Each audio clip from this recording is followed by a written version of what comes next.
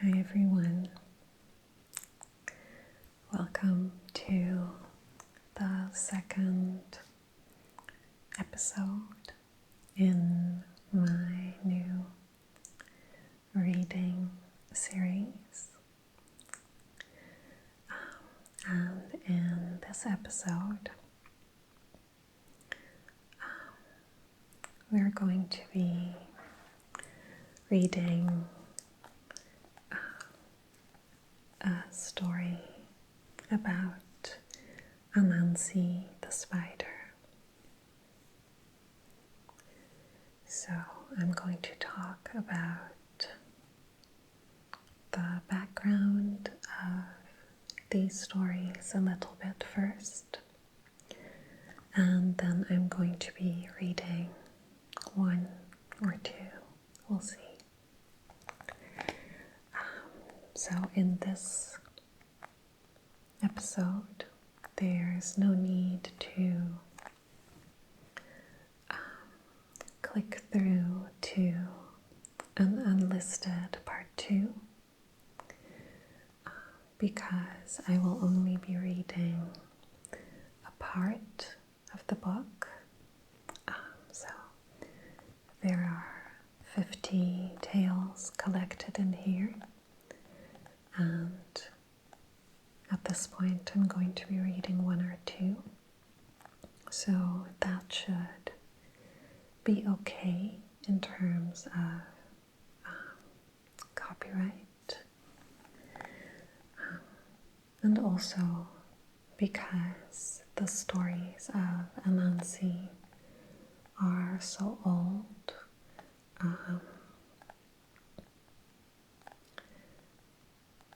I also feel like that makes it a little different, although they, in this case, have been written by the author Luke Gyesi-Appiah, and he does hold the copyright of the stories in this form.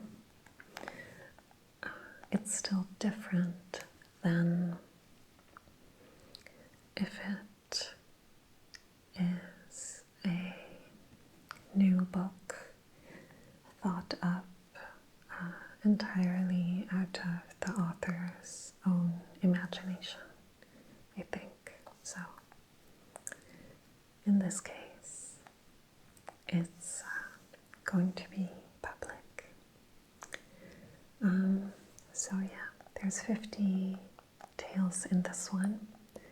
So do let me know if you enjoy these tales, and if you would like this book to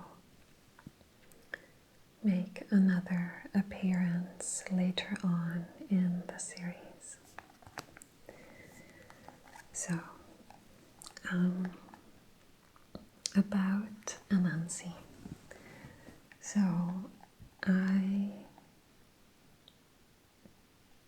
remember Anansi the spider. So, I've mentioned this before in some video once, but I actually have barely any memories of my childhood. Generally, I have a terrible episodic memory. It's appalling. And the only reason that I even remember mentioning it in at least one other video before is that I remember someone commenting on it because they recognized themselves in the way I was explaining it, and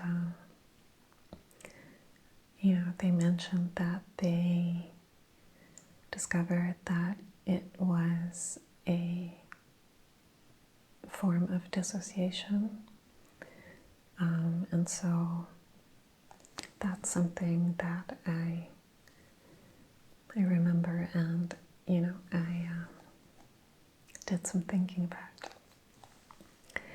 But so I have barely any memories of my childhood.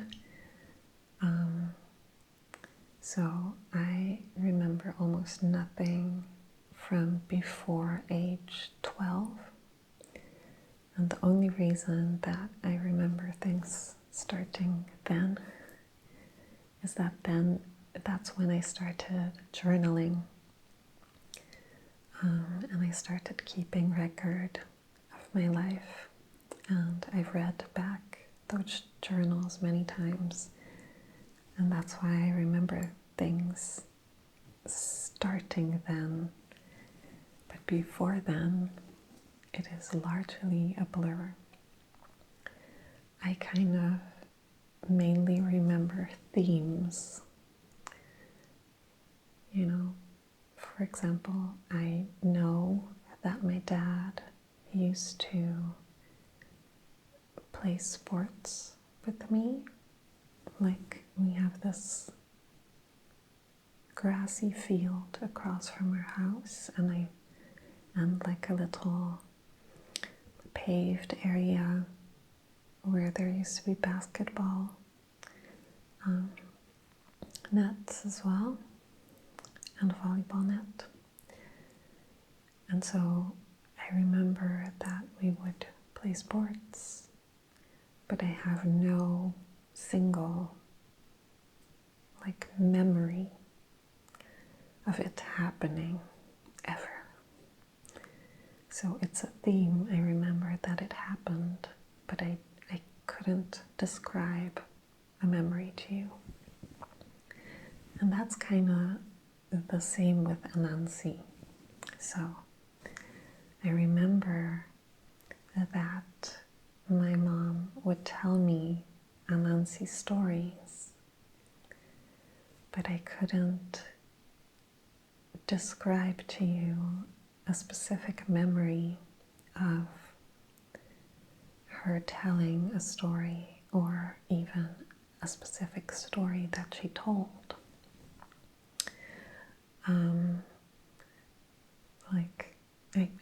I couldn't tell you if it was something that she would do with, all of us together, like outside in the summertime, or at night before bed to just me, or I have no idea.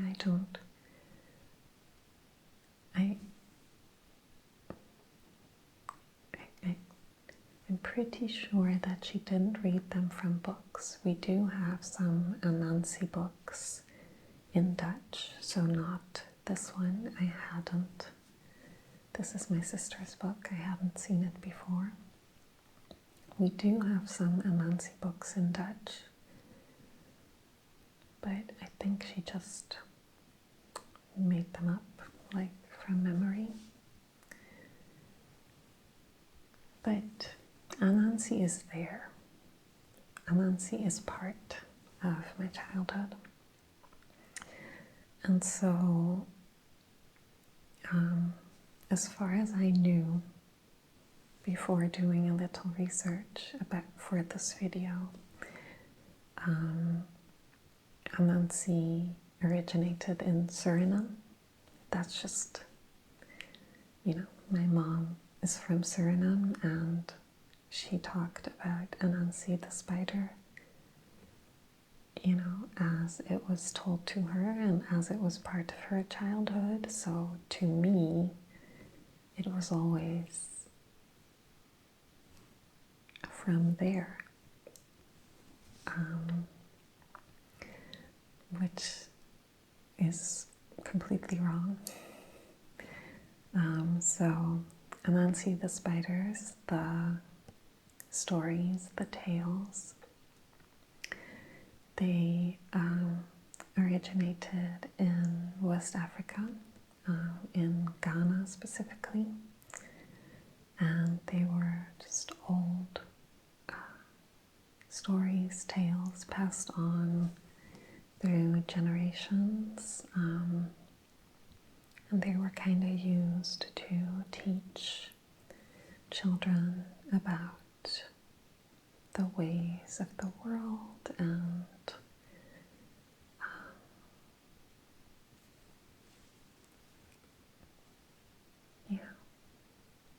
what stories are used for, what stories have always been used for. So that's where Anansi originated, and so in the slave trade, people were stolen from Africa and taken to the Americas, and Anansi went with them. So my heritage can be traced directly back to the slave trade to Suriname, to enslaved people in Suriname. My mother's last name was the name still of the plantation owner where her family line originated. So that's where the Ananse stories started, and that's how they traveled to Suriname, to South America. And apparently, after that,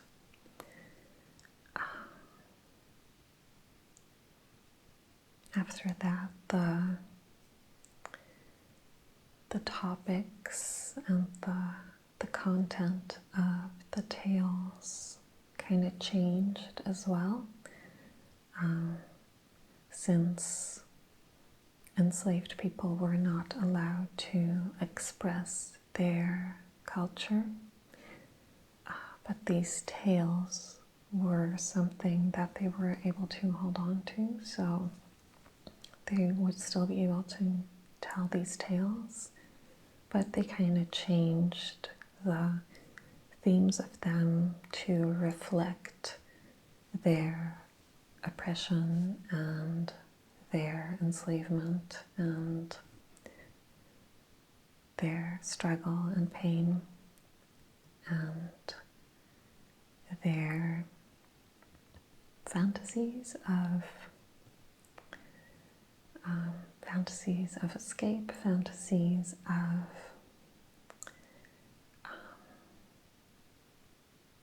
what they would like to happen to their oppressors. So,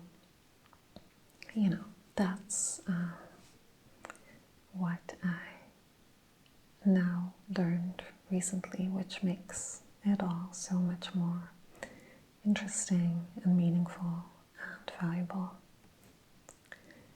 So, I expect the Anansi tales in this book not to be familiar to me, because these are the old African tales before they made their trip and they changed and they evolved. We do have some Anansi books in Dutch somewhere. I hope we didn't get rid of them. We did a big book clean, and I don't know what happened to them. I'm sure we didn't get rid of them, but I don't remember. So I don't expect any of this to be familiar to me. But we'll see. So not all of the 50 Tales feature Anansi. There are some other African tales in here as well. Also, it is spelled as Ananse in this book, Ananse. But it's Anansi to me, so I'm just going to say Anansi. Sorry if that's not correct in this case. So let's get started on the reading. I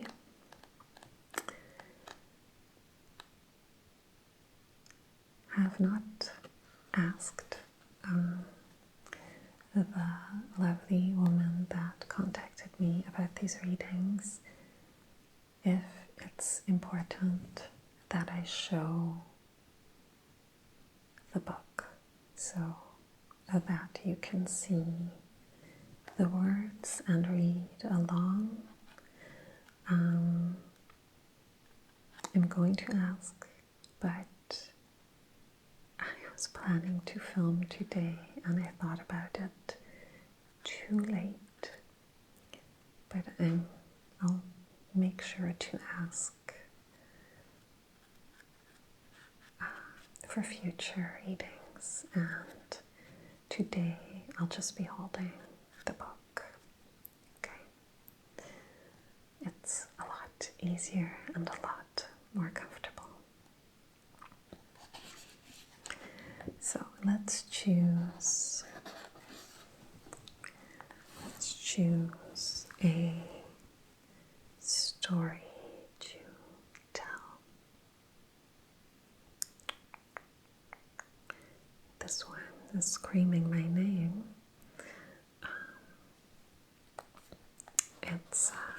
The title is The Result of Procrastination. But I kind of want to check if this is an Ananse story. I don't know. It's very short, so let's read it. The Result of Procrastination. There was once a village called Ananse. The inhabitants of this village were very hardworking. They worked hard for the benefit of their children. Close by was another village called Ananse. Between the two villages was a stream. Sometimes the chiefs of both villages met to have discussions concerning the progress of their villages close by the stream. One day, the two chiefs decided to build schools for their villages. The inhabitants of Ananse quickly began to build their school, doing communal labor once a week. Within 2 years, they had managed to put up a beautiful building for a school. They didn't stop there. They continued working together once a week until they built a fishing boat. As for the people of Ananse, they kept on saying every day that they would begin the school block the following week. In the long run, they could build neither a school block nor a fishing boat. So the children of Ananse always crossed the stream before they could get to Ananse. There was no bridge on the stream, so one day when it rained heavily, the stream overflowed its banks, and it was difficult for the children to cross over to the other side. While these children were waiting by the stream, one little boy thought that the current was not so swift and jumped into the water to try to cross to the other bank. Unfortunately, the rapid current pulled him away and he would have drowned but for the timely intervention of a passerby. This incident made the people of Ananse very sad indeed, and they felt disgraced that they had not been able to build a school for themselves. They therefore planned in earnest to organize themselves for communal labor, and they also, like the people of Anurakuram, were eventually able to build a school block and a fishing boat. As well, they built a bridge over the stream.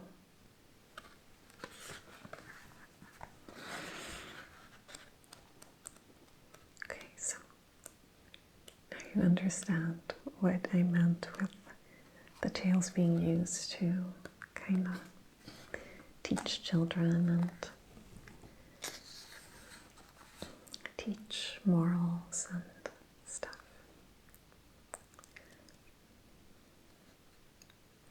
But I remember stories about Anansi filled with mischief and shenanigans. So maybe we'll run into one of those at some point. Let's see. The titles really don't mention often if it's an Ananse story or just a general one. So, but let's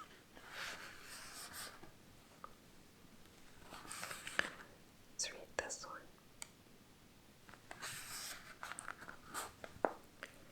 The story of Kweku Anansi and the trap. Once upon a time, famine broke out in a certain village. So the chief and the people of the village met to think of what best to do in the crisis. Many suggestions were made, but it was finally decided that all the people of the village should begin a community farm. Everybody accepted the idea, and the next day all the men and their wives, as well as the children and the old, assembled for the work. They weeded a vast area and worked hard on it 3 times a week until at long last they had plenty of food. But while they were clearing the bush, one person was conspicuously absent, and that was Kweku Anansi. The chief sent for him, but Anansi always made excuses. At long last, he said that he was not interested in making a farm and that he would manage to find food to eat. Anansi's attitude annoyed everybody in the village, but there was just nothing that anybody could do. They just left Anansi to his own devices. Soon, the plantains, the cocoyam and the yam, as well as the cassava, became plentiful, and there was abundant food for everybody. There was great joy among the people, as every day the chief sent workers who brought him enough food for all to eat.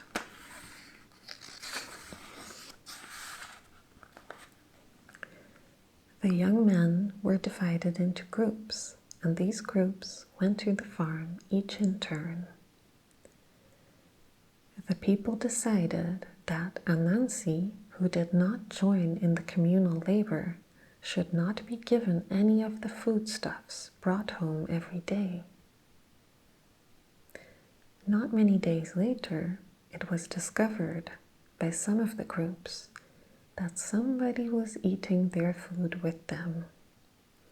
For every morning when they went to the farm, there was evidence that somebody had visited the farm at night.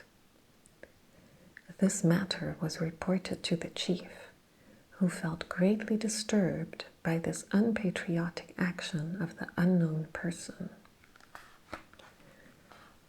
After a meeting of the chief and elders, it was decided that a trap be set in the farm. So they installed a rubber man somewhere on the farm. In the night, old Kweku Anansi made his way to the farm, walking on tiptoes, looking left and right. When he reached the farm, he thought that the rubber man was a real human being. So Anansi asked who that person was, but there was no response. He became more and more irritated as the man refused to answer his questions. Therefore, he decided to slap the man. After the slap, Anansi could not pull his hand away. He gave the man another slap, and as he could not pull back the other hand, he became painfully aware that he had fallen into a trap. The next morning, there stood Kweku Anansi in disgrace and shame. He was immediately arrested and sent to the chief's palace. All the inhabitants gathered there together with the chief and his counselors. Anansi had nothing to say but to make a clean breast of his nocturnal activities. After that, he went down on his knees, pleading for mercy. The chief and people rebuked Anansi for such audacious nonchalance, and, for his punishment, the chief ordered him to be flogged. Anansi was whipped with utmost rigidity and mercilessness until he almost fainted with exhaustion.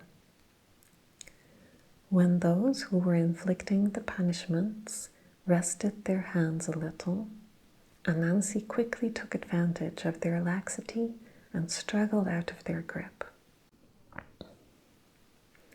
Before they could pounce on him, he had jumped up high into the ceiling.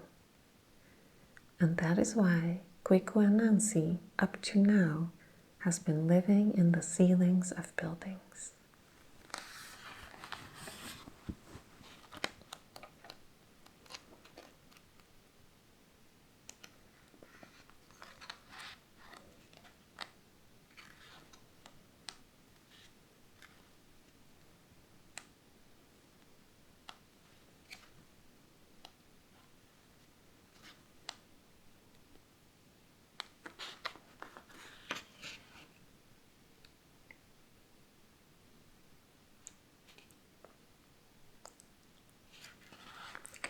Let's read one more.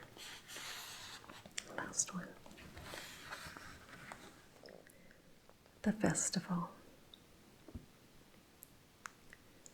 There was once a village called Ananse. During the local festival, every man ought to buy new clothes for his wife and children. If a man had more than one wife, he had to buy a cloth for each one of them. Also, a cloth as well as sandals had to be bought for each child. It happened that Anansi bought clothes for his wife and children, but there was one child who he did not like, so he bought nothing for him. Whenever this child, called Tkuma, approached the father for his festival clothes, the father put him off with promises. In the end, Anansi told Tkuma not to go from house to house asking for gifts like the other children.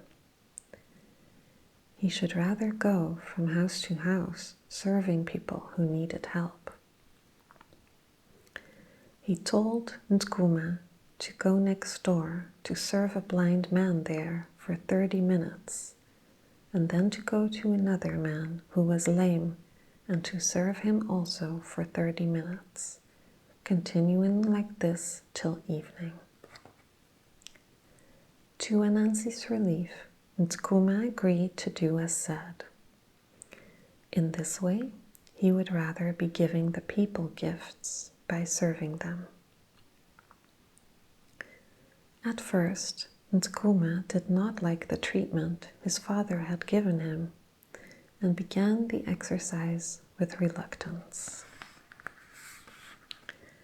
Tears stood in his eyes as he saw his friends beautifully dressed in their gorgeous clothes, walking the streets, visiting other people, singing and asking for gifts. He went to the blind man's house and told him he had come to do for him any work that needed to be done. He explained further that he was doing that as a sort of gift for the man. The man was surprised, for he had never known any child who, in a festive mood, would go to serve anybody as the person's festival gift. That was strange to him. Nkuma served the blind man for pretty well over 2 hours, washing his clothes, sweeping the rooms, and dusting the furniture, fetching water for him, and finally cooking the man's food for him. This kind of help, which the blind man needed so badly, and which had been offered by him by Nkuma free of charge, really delighted the man. And since he was rich, he gave Nkuma many gifts in return.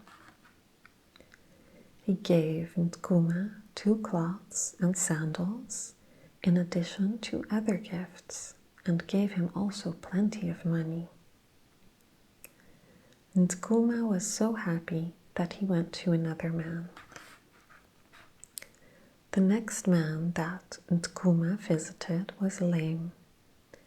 He found Nkuma so useful that he kept him in his house for several hours. After serving the man, Nkuma told him he was going away, for he was going to help other people too. The man gave Nkuma plenty of food, sweets, and biscuits and toys of all kinds, as well as money. After a few more visits to other places, Nkuma returned home with all his gifts. It was the best festival that the family had ever enjoyed, and as for Nkuma, he was like a king in the house. He had been so overloaded with gifts that he had enough for the father and the mother.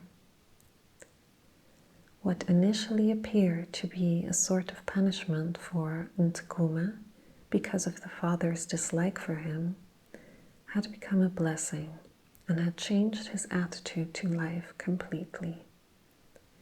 He had become a boy ready to serve and to help others, even when he had no gifts to receive. Eventually, Anansi became ashamed for what he had done to Nkuma, and he quickly made good their relationship.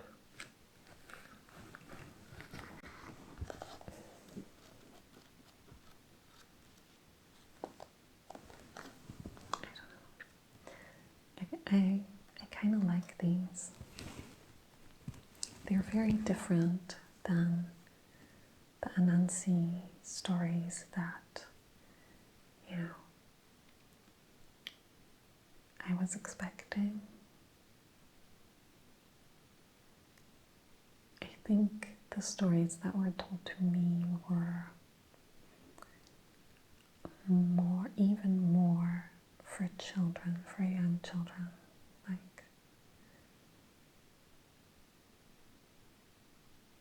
featuring animals and stuff, but there's a lot about animals in here too. There's the story of the ant and the crow, the story of the elephant and the monkey, the story of the two horses, the story of the cat and the mice, the monkey and the giraffe, the rabbit and the fox, the tiger and the squirrel, the tortoise and the squirrel, the monkey and the shark, the bat and the rat. So,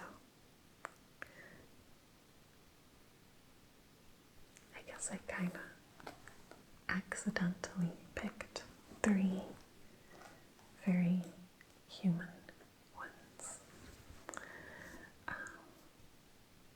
But yeah, let me know if you want to hear more about Anansi. And if anyone's interested in me doing a Dutch Anansi reading, if we kept the books. Okay.